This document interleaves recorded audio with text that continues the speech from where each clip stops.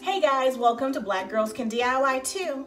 And for this DIY quick tip, I want to show you guys how to cut into drywall a little different way. So have you ever wondered what was behind your drywall? Say you wanted to install a new electrical outlet or move some plumbing, or you just wanted to see what was behind it and make sure that you don't nail through something you shouldn't.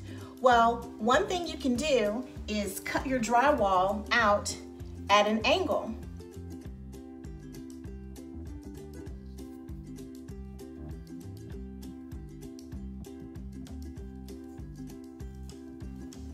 And when you cut it at an angle, it's really easy to mix up some drywall compound that you use for taping, mudding and taping, or finishing off drywall. And you put that drywall compound or that mud along the edges. And because it's at an angle, it sits right back in its spot.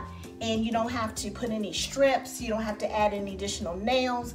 That drywall compound will dry, and once you dry it, then you just sand the edges and paint it, and no one will ever know that you were in that wall. Now, I'm not gonna do that now because I actually plan on moving my washer and dryer over to this spot, and that's one of the reasons why I cut this hole open, because I wanted to see what was in there, and it backs up to my master bathroom, so I think I'll be able to easily tap into the plumbing that's in there and be able to set up my washer and dryer in this spot. So I hope you find this tutorial, this quick tip, helpful if you ever want to check out what's behind your drywall and see what's going on. And remember, as always, Black girls can DIY too.